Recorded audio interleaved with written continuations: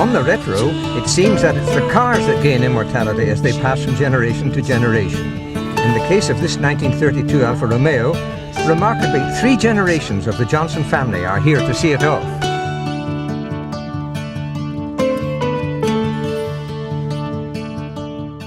It's a 1932 Alfa Romeo 1750 Zagato bodied car. And what sort of power have we got? Well, I suppose it's about 60 sort of horsepower, something like that, which is nice enough.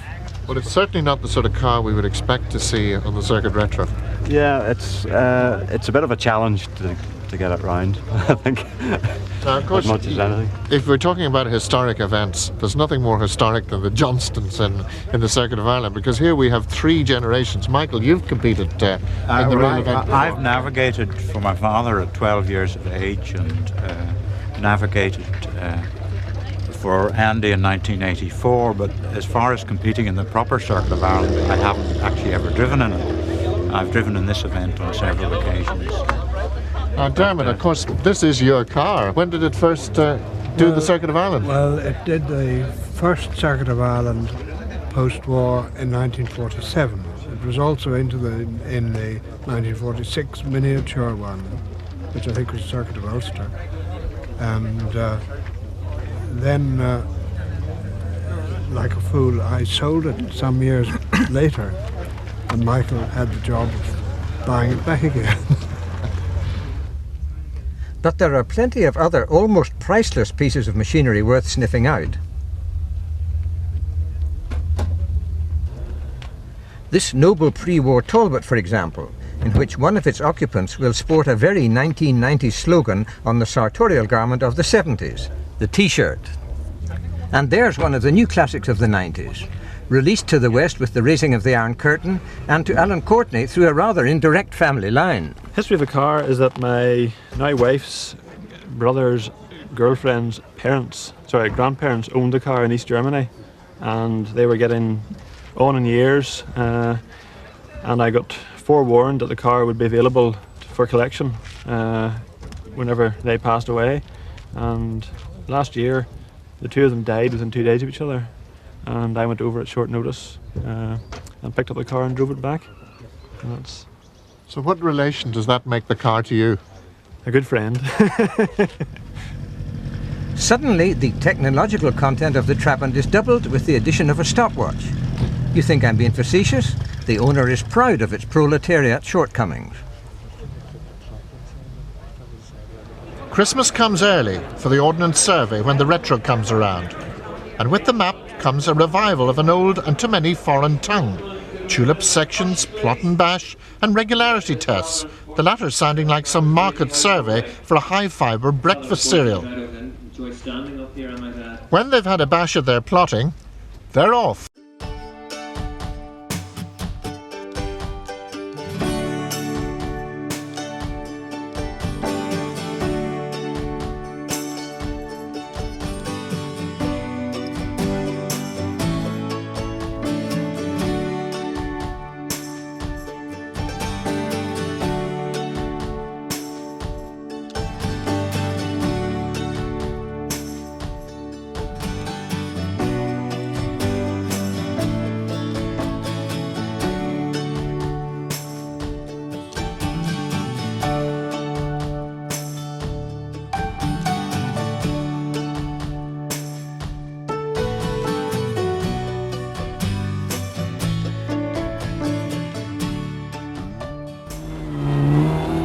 Now for the first auto test. To some like Keith Pettit, it's old hat, but to others, it's decidedly complicated.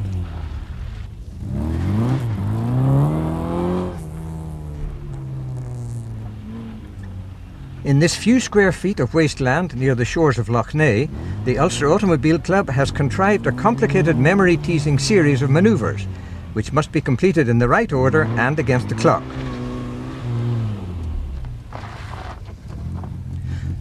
For Sylvia Ellis, the test diagram might as well be hieroglyphics, and the next few minutes are going to be a nightmare.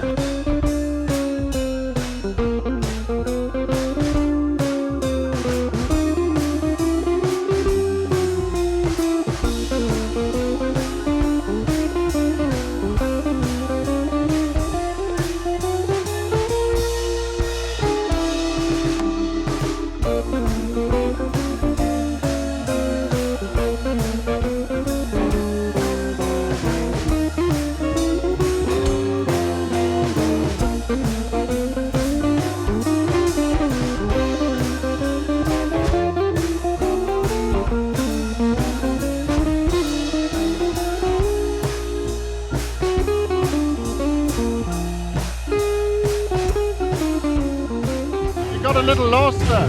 I did, yes, and it sort of went blank, completely blank right in the middle of it. And I thought, it wasn't great. I thought, what do I do now? And I stood there for a minute, I look at the map, see if I can find my bearings. And like I sort of got way around it a bit slowly, but I got round. And so it's on over the Sperrin Mountains to Omagh, and past the cows that are too heavy to jump over the moon. And the half door of the village inn. And here the going backwards to go forward starts all over again, as does Tom Lowther in the rare Clan Crusader.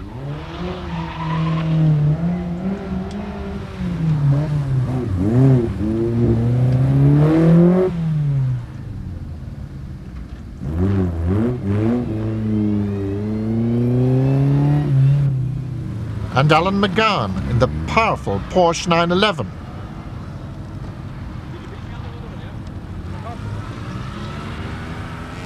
And the star of the autotest shows, George McMillan in his replica Porsche Spider. He leads us into the dusk and on to Enniskillen and the supper halt.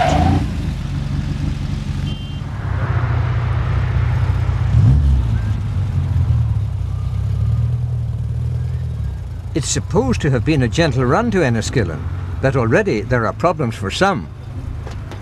Things like we'll maybe be able to navigate ourselves.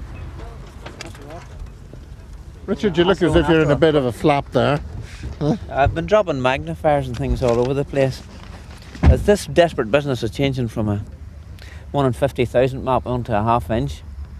You know what they're like, those wee white roads. I mean, you can't see them at the best of times and running over them. Just really dreadful. So I think I'll go in and take a very light supper and then progress after that. Well, Dennis, here you are enjoying your meal and there's thousands of people swarming around your car outside. What's the problem? Well, for the third time in 3 years, the speedometer stopped working. We're not really sure, but I think it was too tight into the gearbox. They've got it fixed anyway, so we'll be able to know where we're going and judge from point to point. This has broken, whatever this is. I don't understand. Not very technical. That's the advantage of a backup crew. You can have your supper and have a drink and they can work away outside. Ahead is the dreaded night navigation through the maze of Leitrim lanes. For the experienced it'll be difficult, but for many it's totally confusing. What have we got here? We've got an amazing amount of equipment. I know, I don't know how to use any of it, I'm afraid. No, it's just a trainee navigator. A trainee navigator. Trainee yes, navigator. Yes. I don't. This is called a potty. I'm not sure which way up it goes, but I think it's that way up, not this way. I think it's very important to get the potty the right way up, isn't it? Yes. It is. It could come in use later. We had a couple of beers. As the Portaloo heads out into the night, the chief mechanic in Ronnie White's team is a little excited. Is this your daddy here? Aye. And what's he doing? He's fixing the old Mini. Oh, Mini started! I think he's going to drive over me. It's me! Look, it's me! It's me! It's me!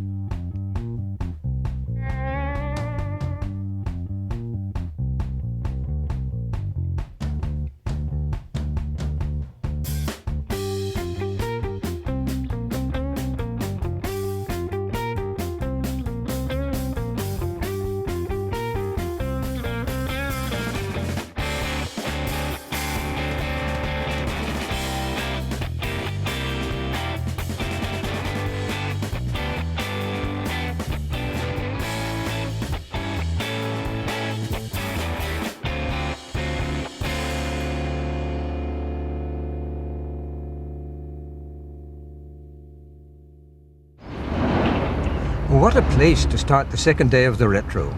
Probably it's just as well that only coffee is on offer at this hour. So Philip, where are we going today? We're going from time control 4 Plum to test 4 and then on to Tullamore to another test, and then we go to the start of the regularity, which is past Kildare over into the mountains at Hollywood, and after that it's regularity, and we don't know where we're going after that. Right, so it's a fairly busy day. It will be. I suppose it's only appropriate that we should start the day on the second day of the Retro in a distillery. Yes, I'd sooner finish it there. But it does highlight the sort of social aspects of the event, doesn't Absolutely. it? Absolutely. Yeah. Well, obviously, you can't have a tipple now because you've got a lot of work to do. Have a good day. Thanks very much. Thank you. Cheerio.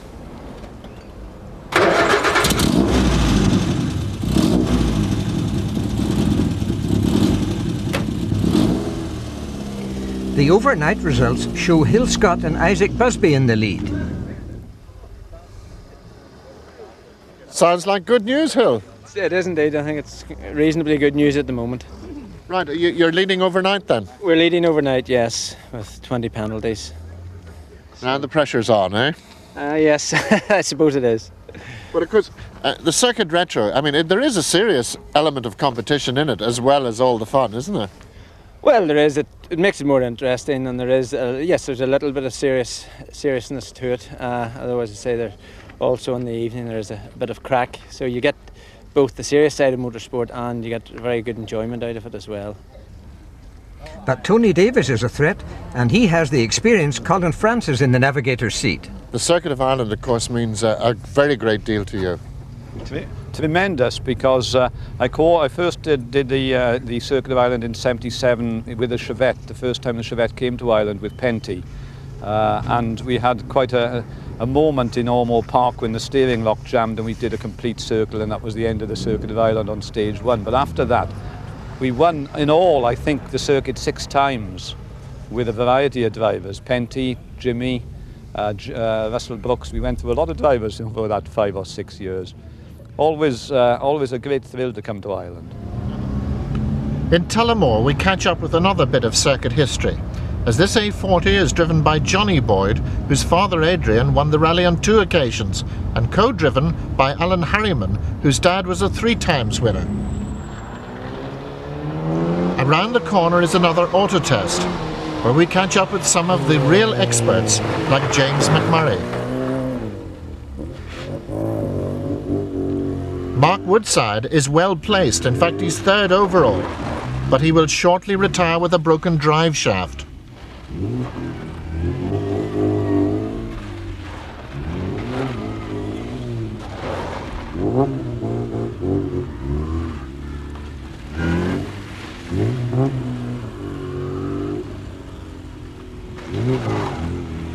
His dad Robert, the acknowledged expert, has no handbrake at the moment, an essential tool in this highly specialised game.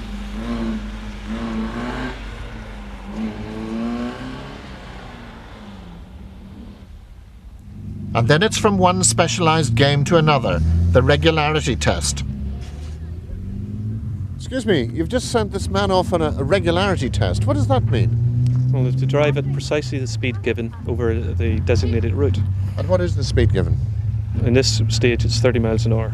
And does that mean the whole way along this route they must be exactly on 30 miles an hour average? And that is the intention. Yeah. They may not quite do that. And there are secret checks along the route, are there? This is correct, yes. They will be. They don't know when the check will arrive. Right. Or when we stopped, and then it will be timed right through to the So it's pretty second. difficult. I would think so. I wouldn't like to try it.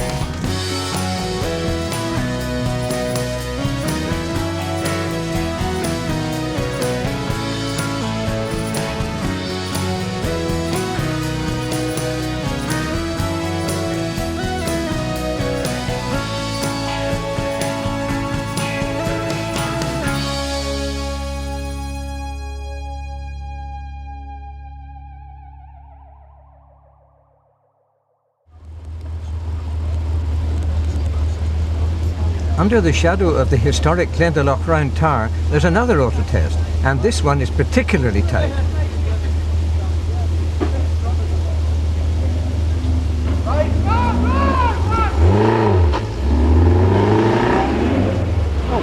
And that's not good when, like Andrew Barnett, you're trying to manoeuvre a large Jaguar between these very tight obstacles, and not good for your gearbox.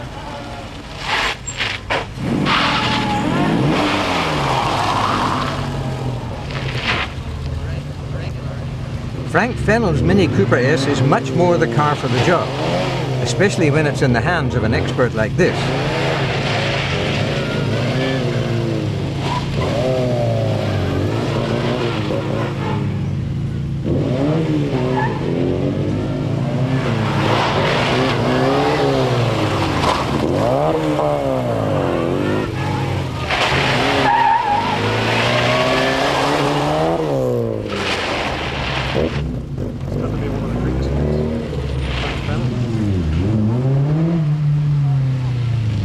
As Tom Lawther starts his test, it's time to move further south to the outskirts of the County Wexford town of Enniscorthy, where the handbrakers get a better opportunity to stretch their cars in a more open site.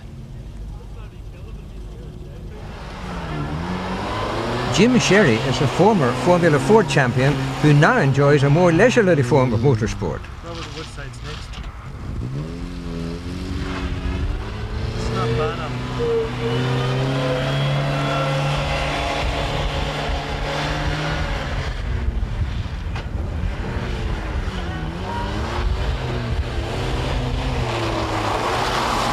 Did I say leisurely? The Riley 1.5 was one of the first sports saloons. This is Dennis Bell's fine 1959 example.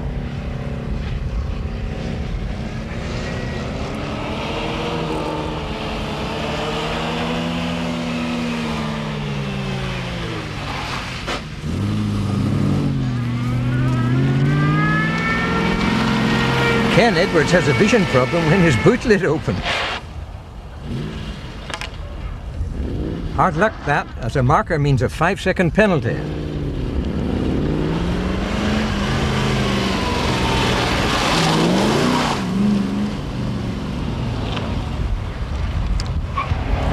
Here's the rally leader, Hill Scott, who shows us just what auto testing is all about.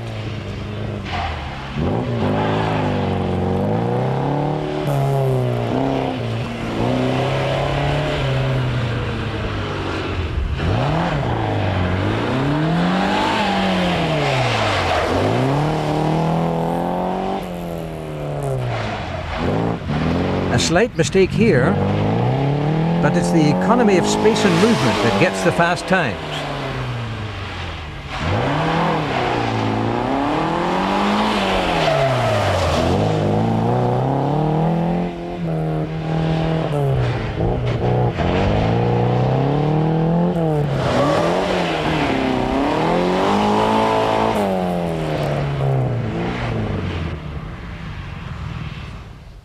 Waterford at last.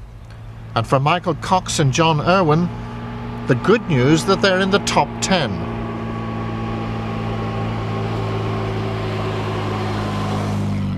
For Jane Minty and Mervyn McClelland, there's even better news. A hot punch, compliments of the hotel management. Thank you. It's Sunday morning in County Waterford and the start of another selective. Brian Much and Ken McEntee have been doing wonders in Austin, Cambridge, and they're up into third position.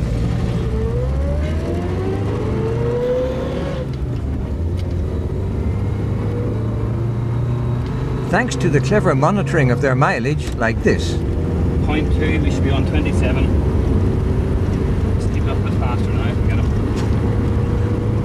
I'm trying. But little mistakes like this don't help.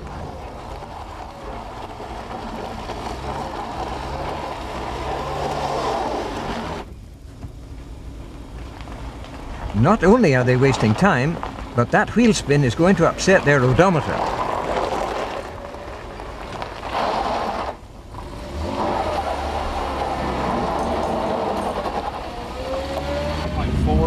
307. We're 5 down still.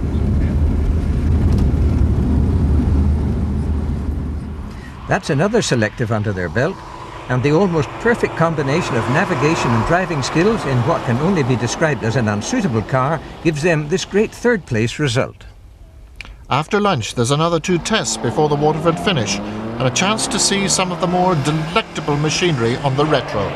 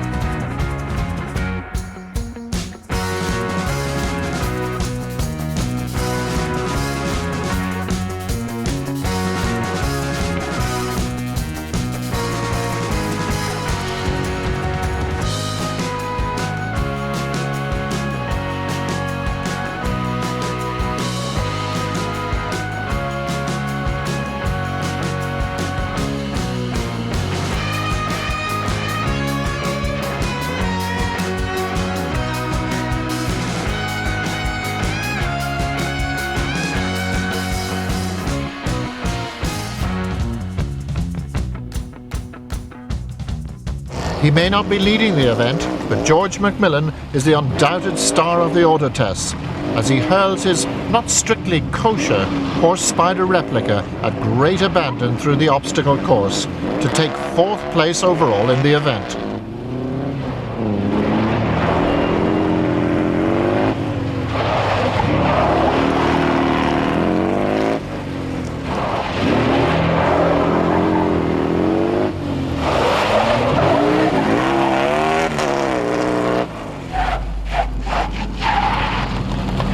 Waterford awaits the grand finale.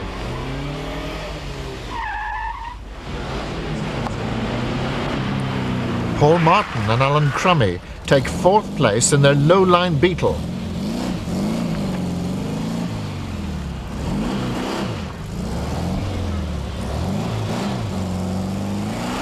Thanks to superb car control like this.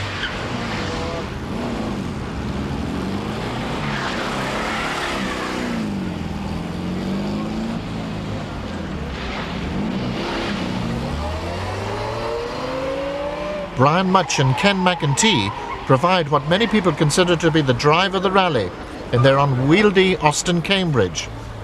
They're 3rd overall.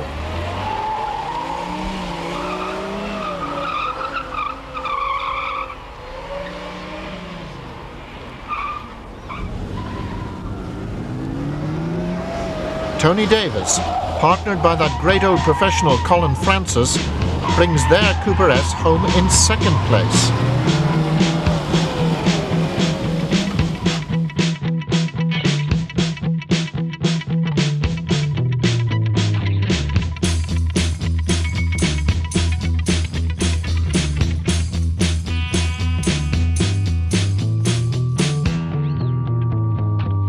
Hill Scott finishes off a wonderful weekend for the Belfast driver and his navigator Isaac Busby in superlative style, to the great enjoyment of the crowd.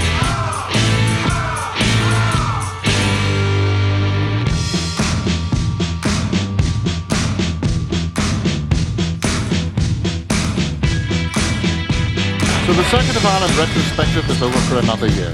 3 days of very exacting navigation, tremendous auto tests, and of course there are winners, and the winners are Hill Scott and Isaac Busby. Congratulations, Isaac. Great stuff. Well done, Hill. Thank you. You pleased to have won this? Oh, very pleased. The first year I did the Circuit of Ireland was 1965. I've done it 6 times since then, and I've done the Retro once, and this is the first time I've won it, so that's 27 years of trying. So I think you could say I'm rather pleased. But of course, on the Circuit Retro, in a sense, everybody's a winner. Anybody who can bring a car to the finish will be at the prize giving tonight and enjoying themselves. People like Alan and indeed Geraldine here in a little trip back.